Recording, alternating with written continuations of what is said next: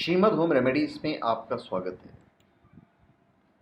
और हम आपको बताएंगे कि आज भी पांडवों का लाक्षागृह कहाँ है। ठीक है, दुर्योधन के षड्यंत्र के बारे में विदुर को पता चल गया था कि लाक्षागृह में वो जलाकर उनको मारने की साजिश रच रहा है। और विदुर ने यह बात युधिष्ठिर को बताकर एक सुरंग बनवा दिया था। और इत्तेफाक यह हुआ कि ब्राह्मण अपनी माता के साथ वहाँ पे रात को रुके और फिर उसमें आग लगा देगी लाक्षागृह में, और वे पांचों मर गए, जिसे यह समझा गया कि सारे पांडव अपने माता के साथ मर गए।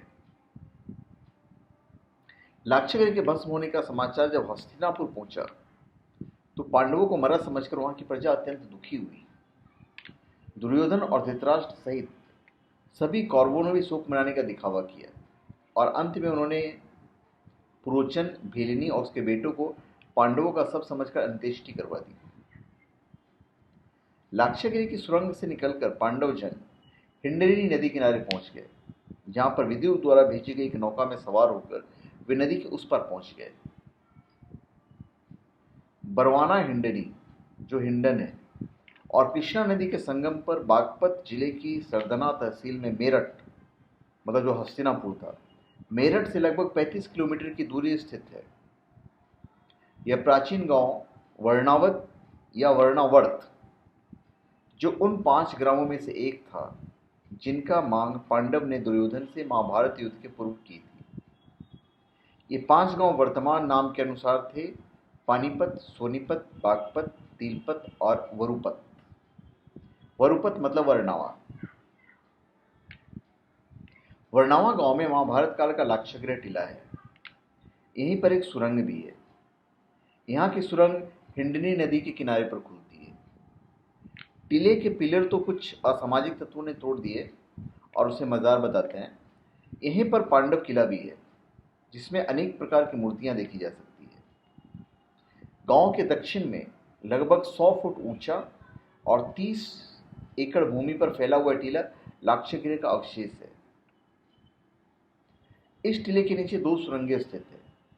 वर्तमान में टीले के पास की भूमि पर एक गौशाला, श्री गांधीधाम समिति, वैदिक अनुसंधान समिति तथा महानंद संस्कृत विद्यालय स्थापित है।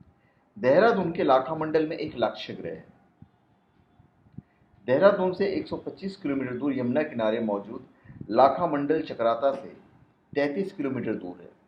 2 फुट की खुदाई करने से यहाँ हजारों साल पुरानी कीमती मूर्तियां निकली है। इसी कारण इस स्थान को आर्कियोलॉजिकल सर्वे ऑफ इंडिया की निगरानी में रखा गया है। यहाँ भी एक सुरंग है, जिसके चलते इसके लाक्षागृह होने की अटकलें लगाई गई हैं। लाक्षागृह गुफा के अंदर स्थित शेषनाग के फन के नीचे प्राकृतिक शिवलिंग के ऊपर टपकता हुआ पानी यहाँ की खासियत है। हालांकि महाभारत के अनुसार पांडवों का लाक्षागृह वर्णावत में ही था और उस काल में और भी लाक्षागृह बनाए गए होंगे, उसमें से हो सकता है ये होगा। वर्णाला जाने के लिए मेरठ से शामली रोड होते हुए वर्णावा जाया जा सकता है। जाने के लिए अपने वाहन या उत्तर प्रदेश राज्य सड़क के परिवहन निगम की बस में आप सफर कर सकते हैं। तो ये तो डेफिनेट है कि महाभारत हुआ था और उसकी सारी चीज़ें जो अवशेष हैं वो आज धीरे धीरे मिलता जा रहा है। चाहे उस समुद्र में डूबी हुई द्वारिका हो, चाहे भीम जिस पासे से अपने बेटे घटोत्कच के साथ जब शतरंज खेलते थे वो हो, चाहे वो कुरुक्षेत्र की भूमि हो जहाँ आज भी वहाँ की मिट्टी लाल है। तो महाभारत हुआ था, ये तो डेफिनेट है। तो धन्यवाद। आप हमारे चैनल पे सब्सक्राइब करें और अपने कमेंट दीजिए। धन्यवाद।